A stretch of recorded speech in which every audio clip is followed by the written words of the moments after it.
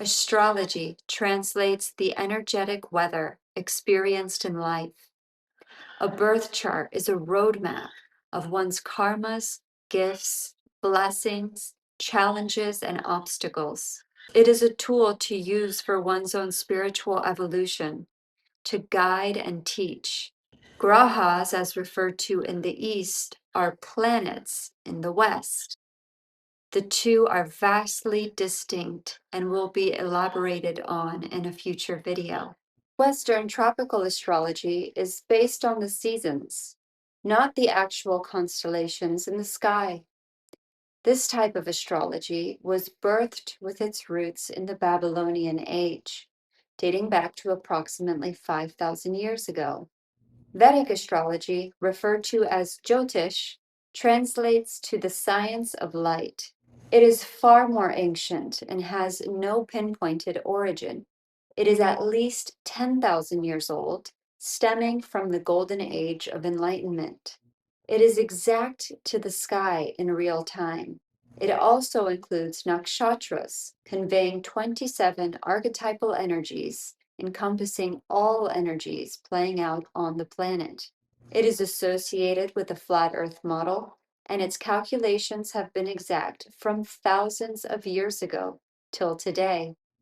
It is important to note that Vedic astrology and sidereal Vedic astrology are distinct, as sidereal calculates the tilt of a globe and is a newer interpretation of the ancient original astrology.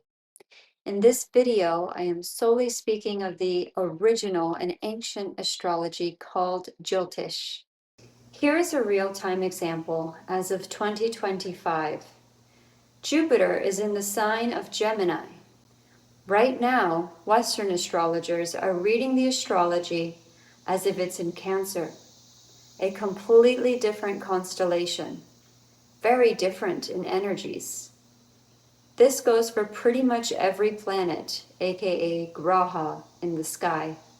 One is true to the sky, the other is not. You can test this out for yourself anytime by taking a telescope or by downloading the Night Sky app and pointing it at the sky to track the planets in real time. You could also just make your own observations if you know how to read the constellations and recognize certain planets in the sky.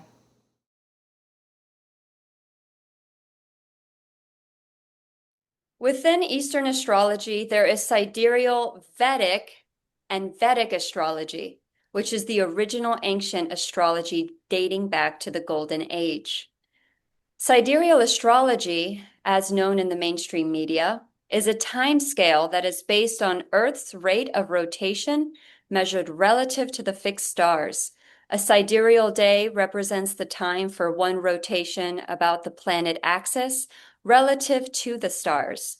This is based off a globe model of Earth and does not take into the account ancient Vedic scriptures depicting the structure of the universe, the planes of existence of a flat Earth model. Prashant, please clarify the difference between sidereal Vedic astrology and ancient Vedic astrology. Okay. The term sidereal, which they use in the West now, which you said like they have somehow connected it to the globe model and the precision of the Earth's axis in the globe. That is one way they of looking at it. Like that's the way they chose to look at it. Like you can look at it anything in a different way, but the sidereal for real is there, like side real. The word real is there. The real thing about it is like it's about actually seeing the stars in the sky as they are. Okay, that's the reality of it. It's whether you use precision or not, it doesn't make any difference. You just like, for example, moon. It goes through 27 nakshatras in 27 days. Every day it goes through one star point. Like this area of the sky. One asterism. It goes through in one day. Moon. Okay. Now, if moon, you see that it is near a star like Betelgeuse, okay, which is in the nakshatra of Ardra. Now, your eyes are looking at the moon and it is right near Betelgeuse, okay. then that means moon is an Adra. Really, like real from your real observation, straight observation. Okay. So that is the Vedic sidereal. Okay. What the stars actually look like for you on the horizon, in the sky, along with the grahas. You know, Mm, what, where are the grahas? With the moon, it's easy to check because moon is seen and you can see the star next to it. And then you say, okay, it is in the Swati star, it's in Swati. If it's in Adra star, it's in Adra. By actual observation, straight observation. That is the real sidereal Vedic. Okay, that's it. Do you know what mhm. I'm saying? There's no the fun and games about the globe or the wobble of the Earth's axis. It's just what you see by your own eyes. And that's what the Vedic goes by, actually. It doesn't, which will change in time. So And for that's those that don't understand what the word grahas is, could you please explain what that word means? the Graha is the term for planet. In the West, they call it planet, like Sun, Moon, Jupiter, all of these. In Vedic, they call it Graha, the Caesar, you know, like something which that takes control of you, you know, like Mhm. whenever it comes in its period, like, you are So the acting as per translation the, yeah, is the Caesar. the Caesar, yeah. Yeah. So that is the Vedic Okay. term for it, which is better than planet because if Earth is the plane, the Earth is the planet, Earth is the plane, then these are grahas. You know, they're not the same as Earth. They're different from Earth. Mhm. You know, yeah, And when you yeah, mentioned real from yeah. sidereal, Yeah. does the side mean anything? I mean, side just means the perspective. Wherever you're watching it from, the real from wherever you are. In the on Earth, different positions of the That's all. Like, that's because if you're in different parts of Earth, the even the rising ascendant will be different. What you will see, you Okay. know, rising in the eastern horizon, which is your ascendant, the rising sign, you know, that will be different. So yeah, So just to confirm, yeah, in Vedic, there is no yeah, difference between sidereal and Vedic astrology. They're all one, but in yeah, mainstream, there is a difference because they're depicting the sidereal as having to do based off of a globe model, but ancient yeah, Vedic and their scriptures clearly yeah. show the earth being a plane as well as several other planes of existence. It's Existence, yes, yes. How you can get to the same mathematics from a geocentric model as well, because the Jyotish, Vedic astrology, is using a geocentric model to calculate the grahas, which sign they are in, or which nakshatra, which part of the sky they are in, which matches with that eye visual observation, basically. So you can always check it, like, astronomically yourself with your eye, like so. That there is no, discrepancy in it at all, basically. So Another very common argument that we get from the Western astrological community is the fact that their model is based off the precession of the equinox and yeah, of the seasons. So, in yeah, current astronomical understandings, the precession of the equinoxes refer to the yeah. gradual shift in the orientation of the Earth's rotational axis, Mm. causing the positions of the equinoxes to move westward along the ecliptic over a cycle of approximately 26,000 years. Yes, This phenomenon affects the timing of the seasons and the position of the stars in the sky. My question is, what is the precession of the equinox in your understanding? It is known that you say the precession is real, but not an astronomical wobble. It's known that you say it's a spiritual cycle of light and consciousness. So I would love okay, for you to elaborate on this, please. okay, okay. Now it's very simple. Let's keep it very simple. Like there can be only two things: either the Earth is rotating, okay, or the sky is rotating. One of the two things are rotating. Okay. Now, according to Vedic thing, the sky is rotating, not the earth. So the whole celestial bodies are rotating. That's why you get the whole rising and falling of the sky, the stars, like from, the signs are moving from the east to west. There's a whole movement along the ecliptic, So that's basically now how the stars are rotating also has this axis. There'll be an axis to it, a central axis, which right now is aligned with the pole star. Mhm. It's the axis, But according to the Vedic, that this axis is also rotating. The rotational axis of the stars rotating is also rotating. And that is the 25,900-year-old cycle, that cycle. Mhm. Okay.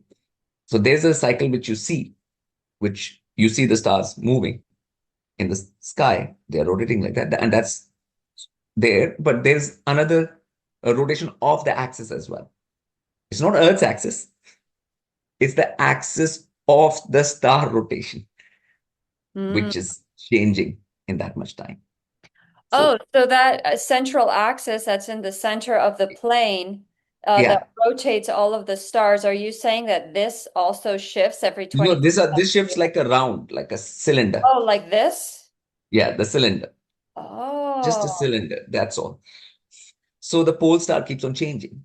We have a current star, the pole star, which is the pole star, you know, through which we decide what is north, 51 degrees, Mhm. or 40 degrees, or 30 degrees. Whenever you say north 50 degrees right now, in our map, Earth map, that means wherever you're standing at that place, the pole star is 50 degrees from you.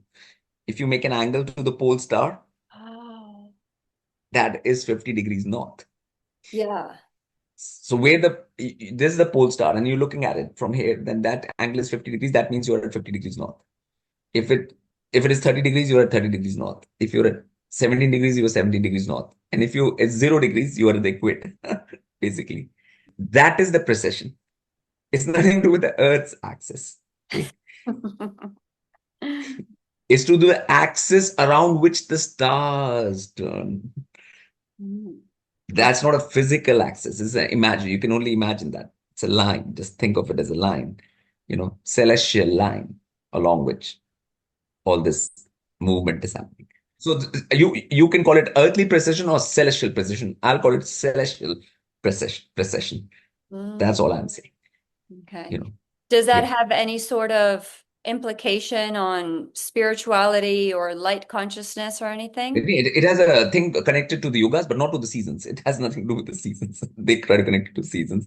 There are no seasons connected with this because Mm. it's a 25,900 years cycle. So it's a huge thing. It's like a yoga cycle, basically.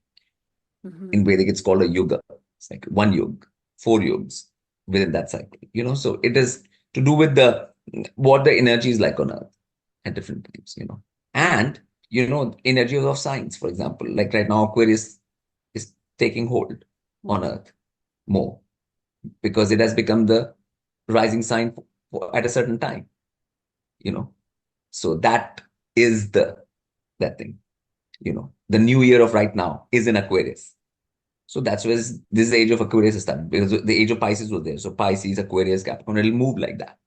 you Mhm. know. So 2,000 years for each, two something thousand years for each sign, and some period. So you come down to same 25,900 years, sort of, same.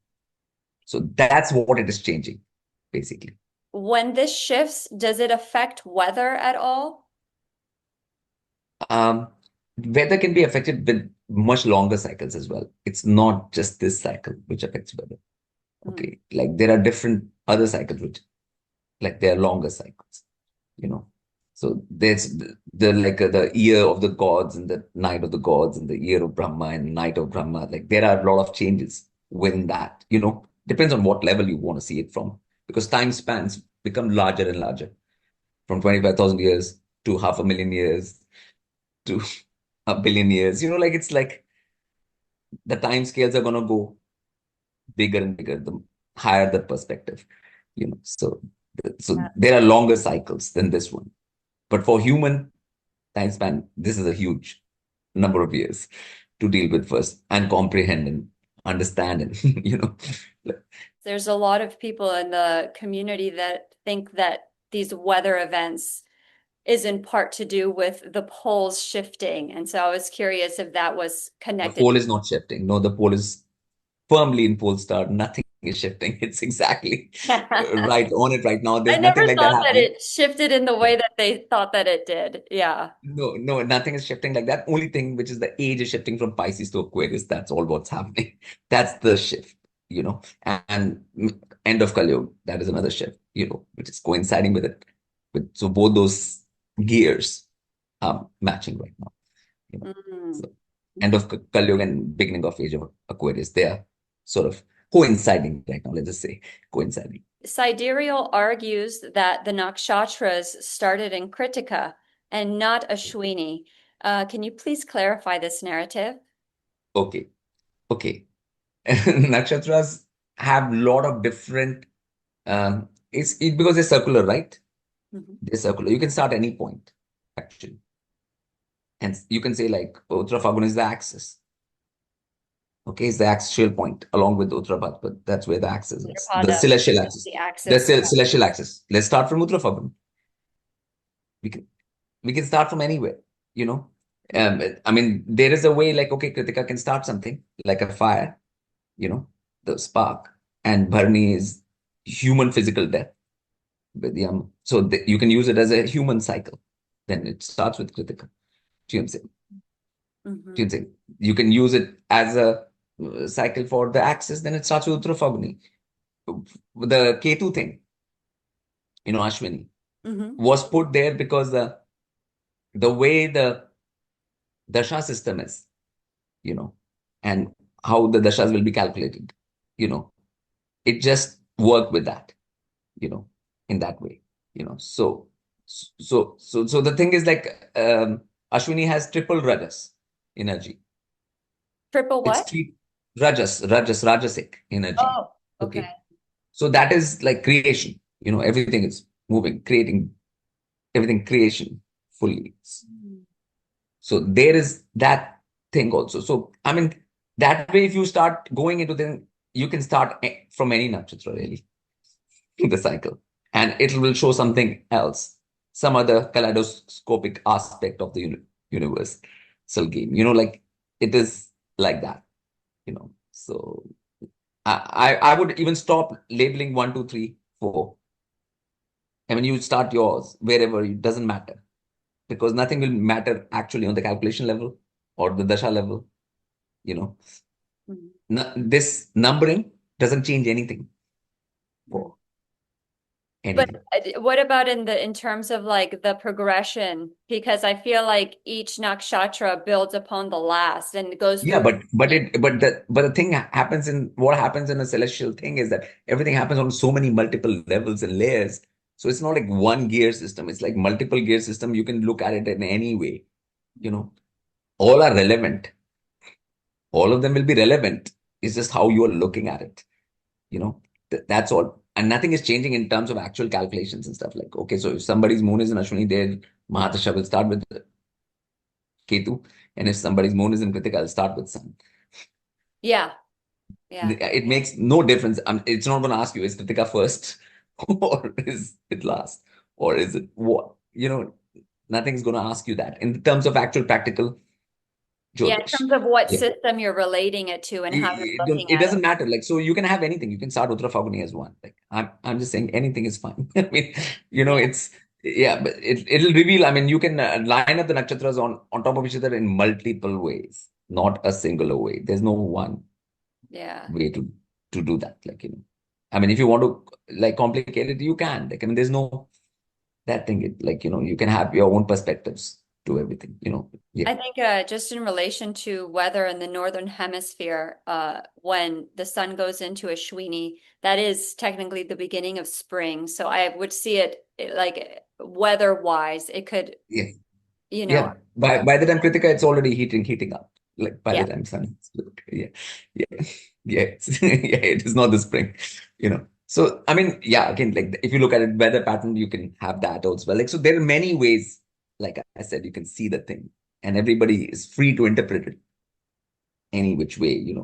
Let's even if you're not putting the numbers. I mean, I don't see like they're 27, all in that thing, circles. So it's just you know, wherever you start from. Like everybody starts from a different one. Everybody has different moon nakshatra, so they start from a different part of the cycle, anyways, in their life. So Mm. for them, that is the number one. For, Oh, okay. Yeah, if they're looking in yeah, terms of yeah, dasha cycles. yeah. So that is the number one for them, wherever they start from.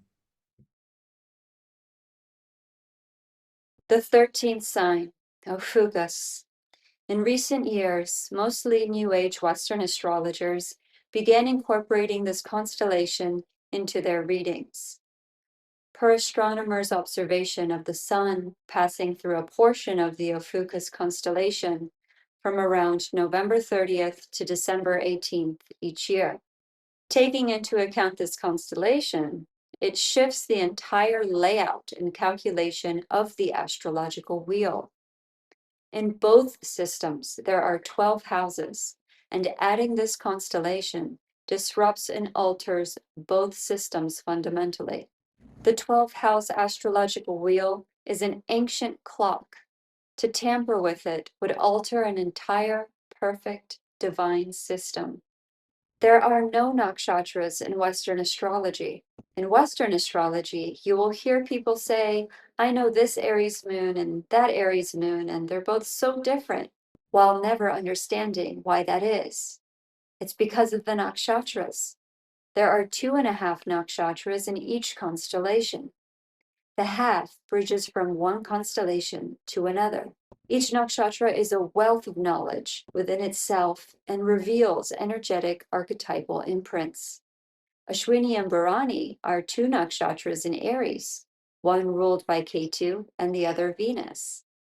This alone starts to create vast distinctions within the Aries constellation itself.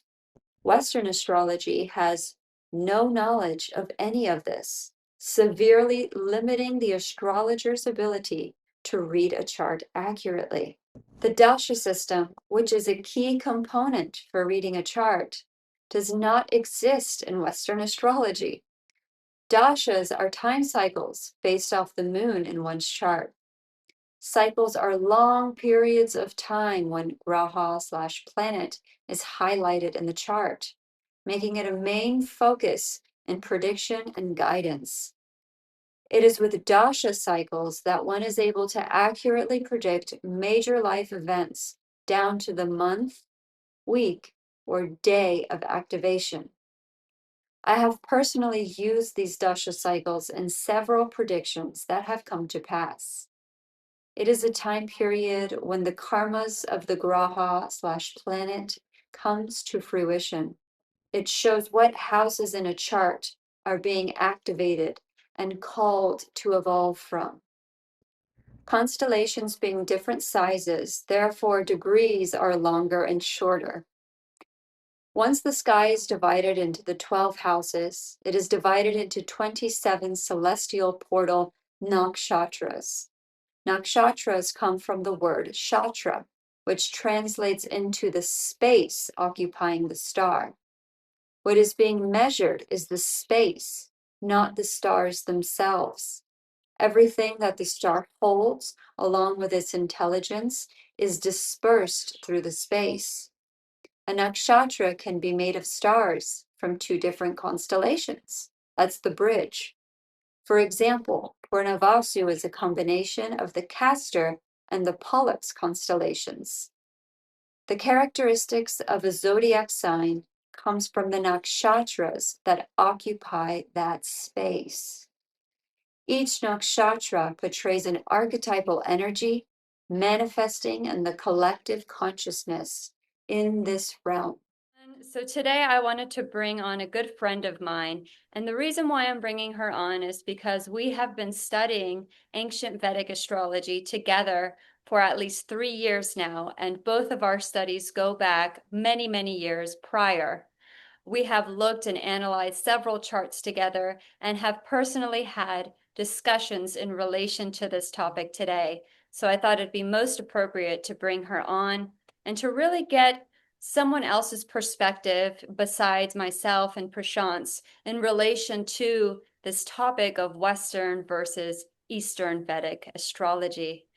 What do you think about people that are using, for example, this tropical system with sidereal nakshatras, and then they're using the stars, but the stars are in the sign ahead. So, for example, they'll use the Regulus star, which is the heart of the lion in Leo, but they'll read it as if it was in Virgo. What are your thoughts on that?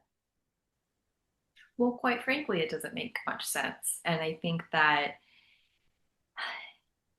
if people were to just examine it a little bit more and to go deeper into the system, that they would understand, because the majority of people that are doing that, I feel like it has just been how it has been presented to them. Certain people have come in and they have decided to blend these systems, but then they're presenting it to the masses as if it's okay. They're like, okay, here, this is Vedic, and they're presenting it as Vedic, and then these teachers are are introducing their students to this system, and which is absolutely genius and it's amazing. But then they are choosing to insert this tropical zodiac, but a lot of people are going into that because they don't fully understand why that doesn't work.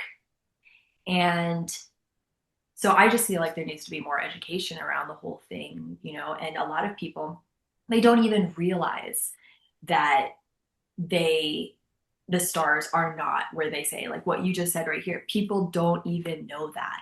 The majority. Some of them might, and they might find some ways in which they can bypass it and explain the system that they're using for whatever reason it is that they feel like that is, like maybe they just like their birth chart better than the other one.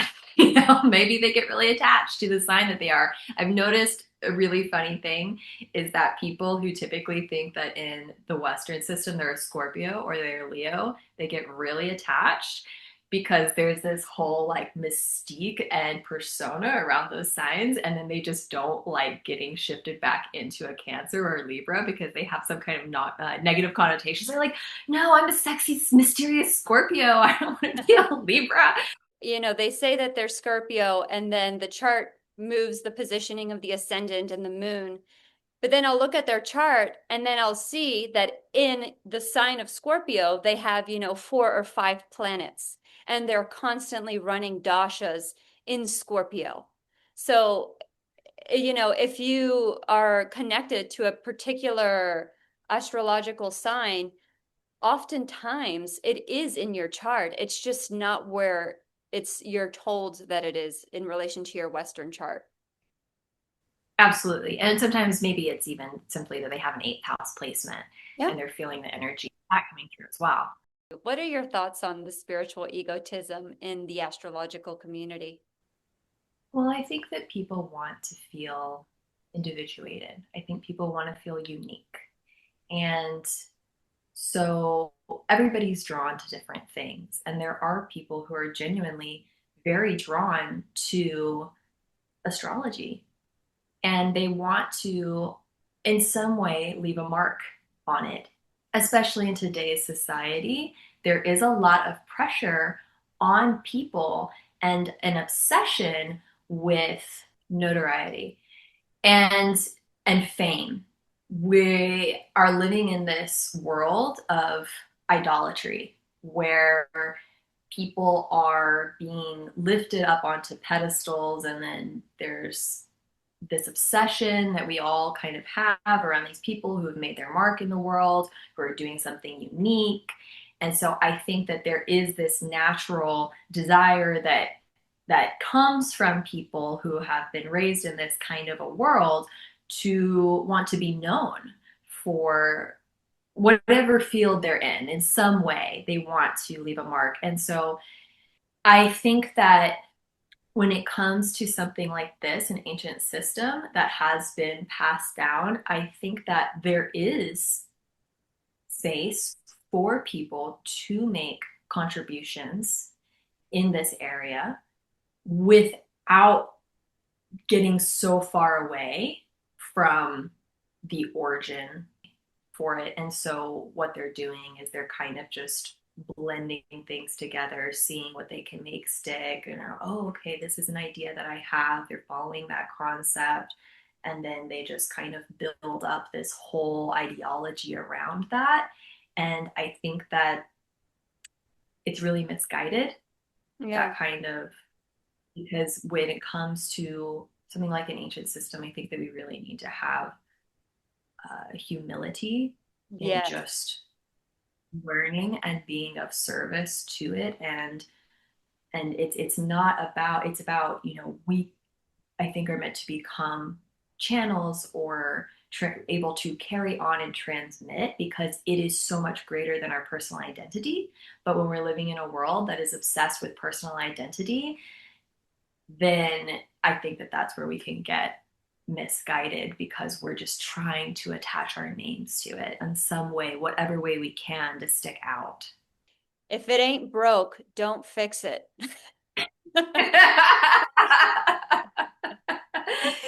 Here, here. Yeah. And it ain't broke. It ain't broke. It's just fine. It's perfectly Exactly. intact.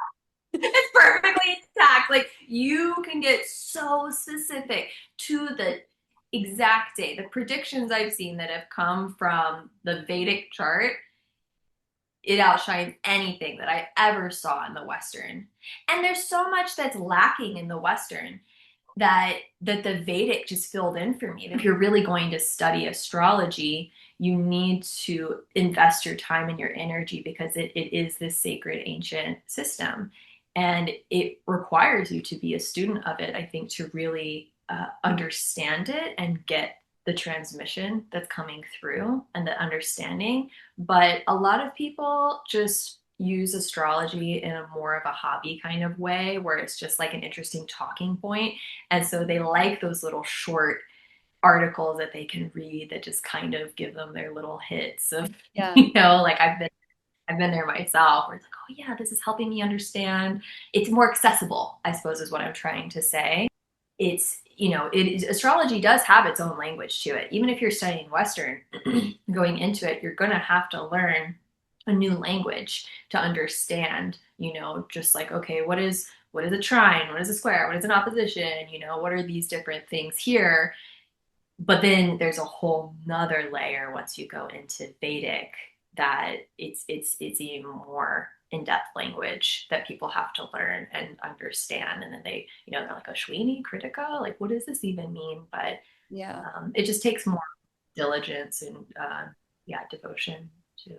Yeah, and with the more diligence and devotion and discipline that one has into understanding and learning this ancient science, one is blessed with the gifts of being able to read a chart in a profound way, which can alter one's course in life, how one is making their decisions, the karmas that one is now conscious of burning, the dasha system that they are activated in. All of these things come into account and can really catapult one's spiritual evolution. So I think that those that are willing to put in the work will and are greatly rewarded. The last topic I wanted to speak on is something that we've talked about quite a bit, and it is the fact that so many people now are embracing astrology, not really getting to this Western or Vedic, and they're going out and they're having full moon rituals, right? So we're seeing all these full moon rituals in Asheville and Miami, celebrating a full moon that is not even happening in the sky. I